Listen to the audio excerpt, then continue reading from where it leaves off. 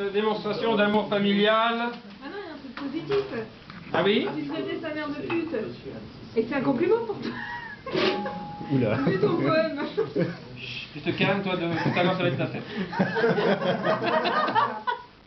Chers amis, comme vous le savez, chaque semaine, il y a une chronique, une sorte de revue de presse sur l'actualité, où je balaye l'actualité. Et cette fois-ci, autant vous dire qu'elle est légèrement gratin-masse. L'actualité. Chers amis, voici la chronique tant attendue, la revue de presse de la semaine. Petit roulement de tambour, Eddy. Merci. Eh bien, que nous a réservé l'actualité depuis mardi dernier? Plein de choses. Le dernier Angélus du pape. Comment on l'a suivi? C'était dimanche.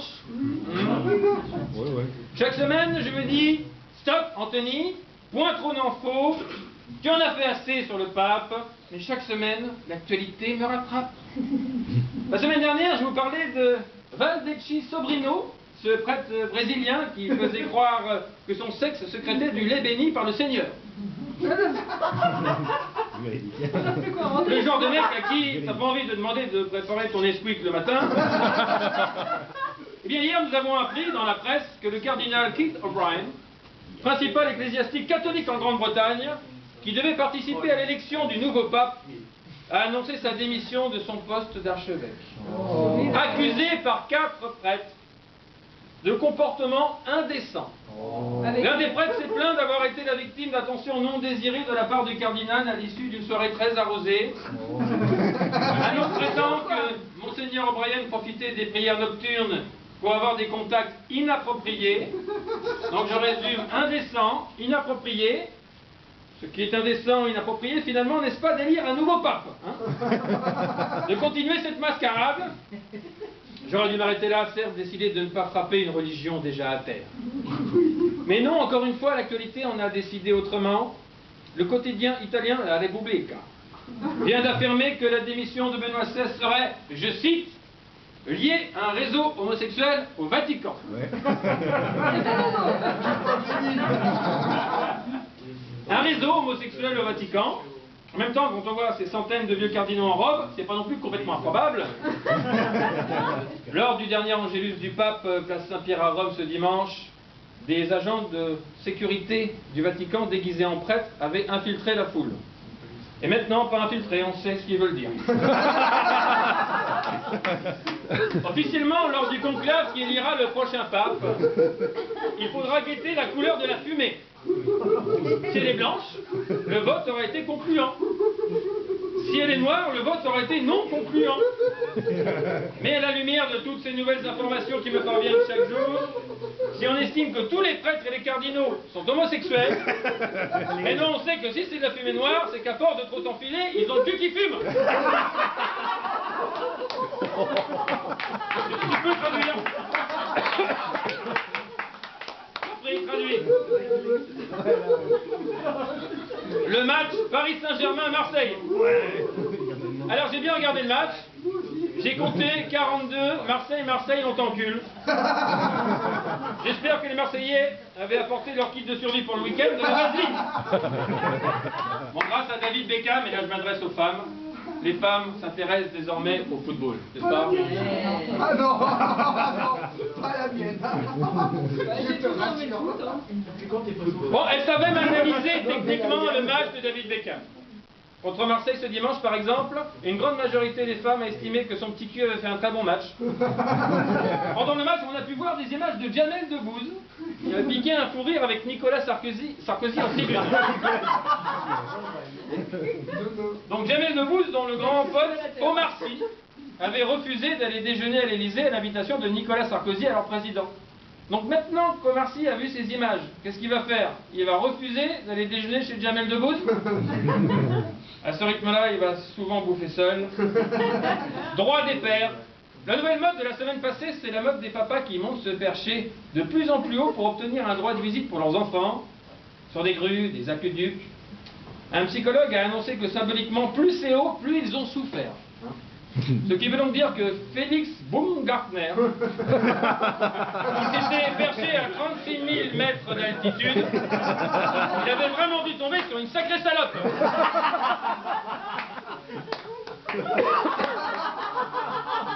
Affaire Pistorius. Nike a annoncé que les enquêteurs auraient retrouvé dans la maison d'Oscar Pistorius une substance destinée à stimuler son ardeur sexuelle. Plus de jambes, pas de bite, c'est plus Oscar Pistorius, c'est Monsieur Patate.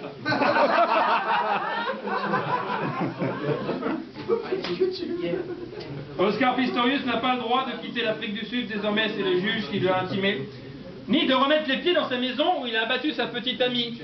Bon, cela dit, ce qui est sûr, c'est que même s'il retourne dans sa maison, il n'y mettra pas les pieds. D'ailleurs, quand le procureur l'a accusé du meurtre de sa petite amie, Oscar Pistorius a répondu « Moi, non ».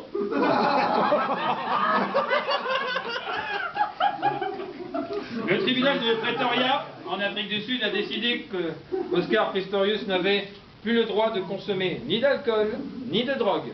Dur. Moi, rien que pour ça, je tuerais pas ma femme. Agriculture. Alors que le salon de l'agriculture bat son plein, une étude révèle qu'un agriculteur sur 3 est une femme. Comme quoi on peut être agriculteur et travelot. D'autant que la nuit tombée un peu bourrée, les agriculteurs pensent souvent qu'une chèvre sur 3 est une femme. Minceur, 7 patientes mettent en cause les techniques de la mésothérapie, dont les piqûres sont supposées faire disparaître la cellulite. Apparemment, avec l'OANA, ils ont confondu succion et injection. Justice, DSK demande le retrait de la belle et bête, de Marcella Yacoub, une de ses ex-maîtresses. Chacun son tour, avant c'était ses maîtresses qui lui demandaient de se retirer. Remède, une étude menée aux États-Unis révèle que boire du vin permettra de lutter contre les problèmes d'audition. Bonne nouvelle pour Gérard Depardieu qui n'est pas prêt de mettre un sonotone. Télévision. Clément Lefebvre, mais oui, le gagnant de l'émission Splash, le grand plongeon, a déclaré « Mon mini maillot blanc moulant était une idée de la production. » La production qui aurait également pensé à un autre titre, Splash, le grand chibron. Transport, le haut fonctionnaire Guillaume Pépi est reconduit pour 5 ans à la tête de la SNCF. Haut fonctionnaire, ça veut sûrement dire que pendant les heures de travail, il dort sur le lit du haut. Culture. À Montpellier, un musée propose au public de découvrir un panorama de l'art italien à travers des ébauches de chefs-d'œuvre accrochés à 90 cm du sol. A priori, des œuvres peintes avec la bite. Par la suite, santé. La grippe fait de plus en plus de malades en France. Peut-être lié au scandale de la viande. J'avoue. Donc en gros, si vous avez une fièvre de cheval, c'est que vous allez manger des lasagnes de bœuf. Mariage gay. Selon une enquête de l'INSEE, 200 000 couples français sont constitués de 2 personnes du même sexe. Et un seul sexe pour 2 personnes, ça ne va pas être facile tous les jours. Non, je vais faire pipi. Non, moi. Non. Le livre de Brigitte Bardot, d'ailleurs, contre le mariage gay, a été retiré de la vente, car le titre « Touche pas à mon sexe » existait déjà. Et un titre « Touche pas à mon sexe » pour quelqu'un qui s'appelle Frigide, c'était raccord pourtant. Miracle. Un couple de Lyon a retrouvé sa chienne après 4 ans de disparition. Apparemment, Zaya est retournée chez ses parents.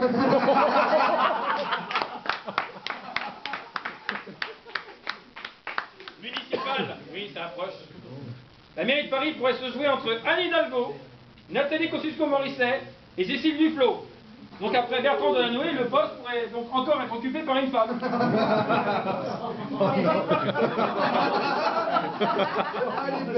Elle est belle. Spectacle. Mimi Mati a annoncé vouloir remonter sur scène à l'automne 2013. Vu le temps qu'il va lui falloir pour remonter physiquement sur la scène, à mon avis, ce ne sera pas avant 2018, minimum. Et petit conseil au producteur de sa copine Michel Bernier, que j'embrasse, quand elle remontera sur scène, prévoyez un treuil. Je t'embrasse, Michel. Non, je déconne. Transport. La SNCF s'est offert un coup de pub en mettant en vente des billets de TGV Paris-Marseille à 10 €. Être supporter du PSG et aller se faire enculer pour 10 €, c'est vraiment pas cher. Combustion.